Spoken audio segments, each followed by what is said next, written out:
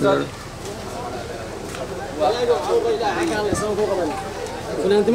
ما ادري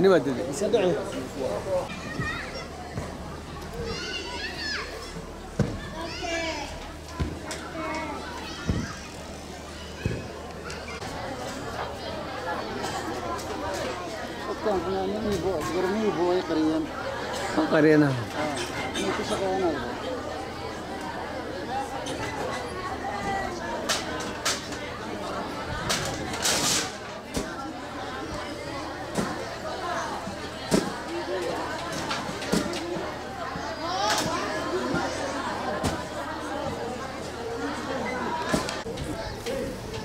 نصار ولا مروه وين هاي صار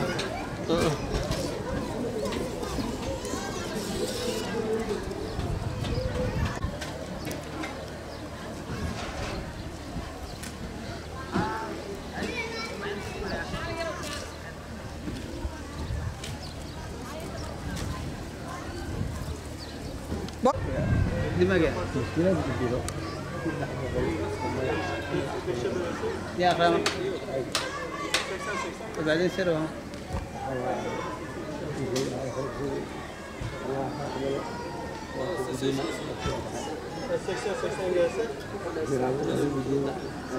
اوقف كفاء معقول معقول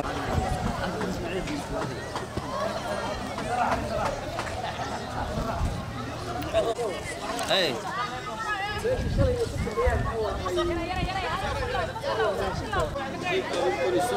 نمر شلون اوكي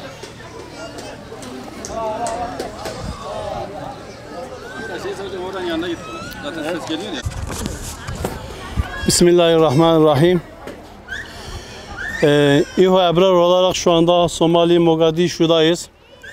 Hayırseverlerinin yapmış olduğu hayırları, özellikle gıda yardımlarını un, pirinç, mercimek ve yağ olarak buradaki ihtiyaç sahiplerine biraz sonra dağıtacağız. İnşallah biraz sonra bu yardımda katkısı bulunan bütün kardeşlerimizin ismini de okuyarak buradaki yardımı hepsini dağıtacağız. Allah yardımı yapanların hepsinin hayrını kabul etsin. Allah onlardan razı olsun.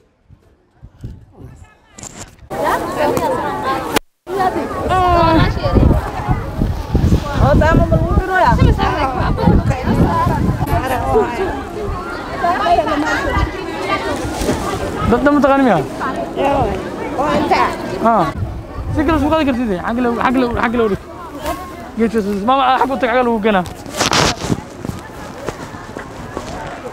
سعد سعد سعد سعد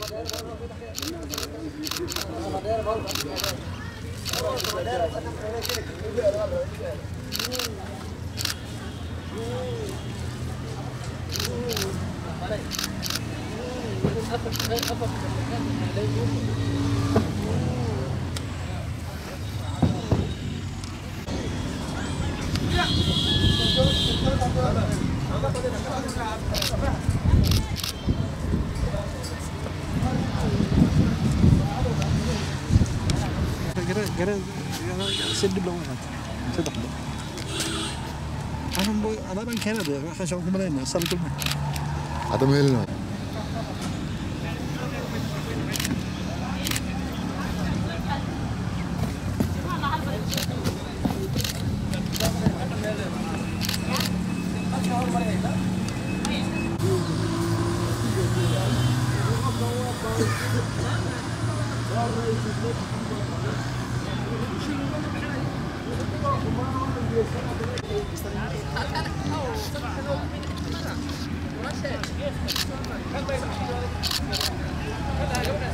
Mira.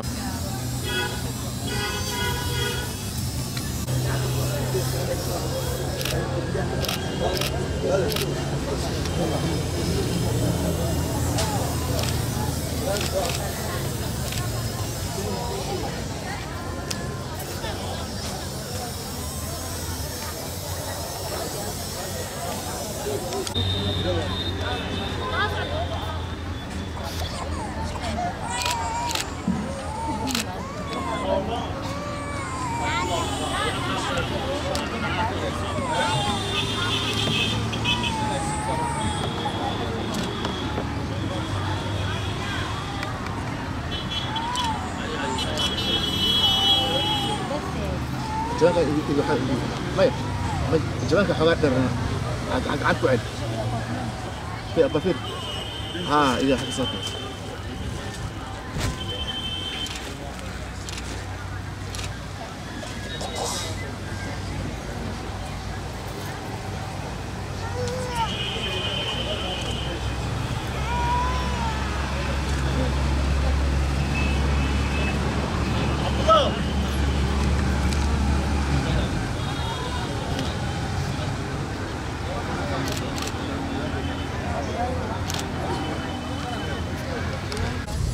Bismillah. Değerli kardeşlerim, abilerim, ablalarım. Bütün Hollanda'daki hayırseverler özellikle yaklaşık 5-6 gündür burada Mogadishu'dayız. Burada birçok kampı gezdik.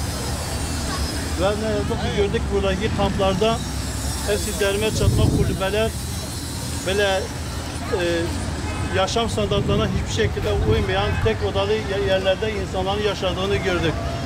Özellikle iç savaştan, iç kesimlerdeki kıtlıktan kaçıp buraya yoğun bir göç şeklinde gelen insanlar barınacak bir yer bulmak için buradaki yardım kuruluşlarının katkılarıyla, yardımlarıyla bir yerler bulabilmişler. Ama ne yazık ki özellikle gıda sahasında olsun, birçok alanda olsun, su alanda olsun birçok eksiklikleri bulunmakta. Bu eksiklikleri ihrabiler olarak elimizden geldiğince tedarik etmeye çalışıyoruz.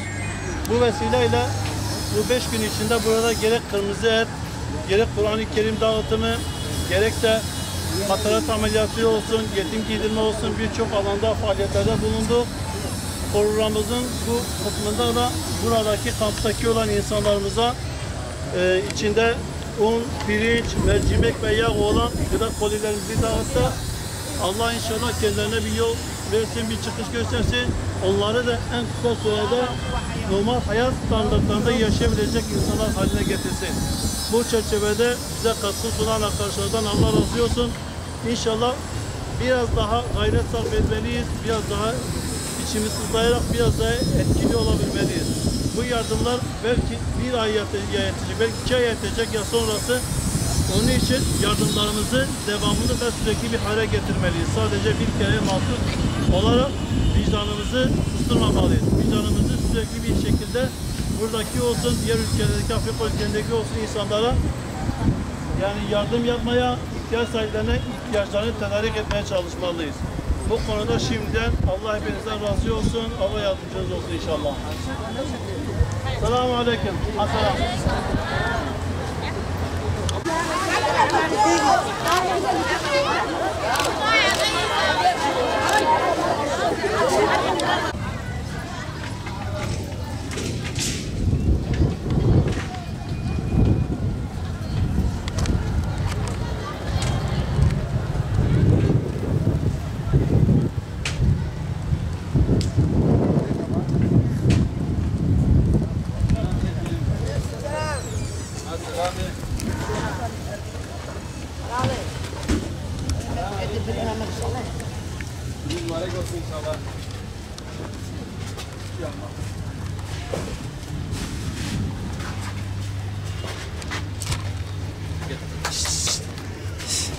Gel gel gel.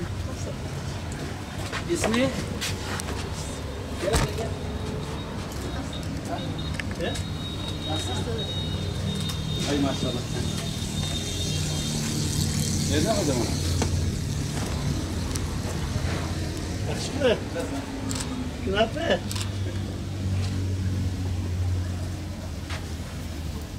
Selamünaleyküm. İsmi? مقعد Mehmet Hüseyin. Mehmet Hüseyin. Maşallah. Benim çocuğun ismi de Muhammed Hüseyin. Hocam çekmesin. La la. يلا La la. La la. لا لا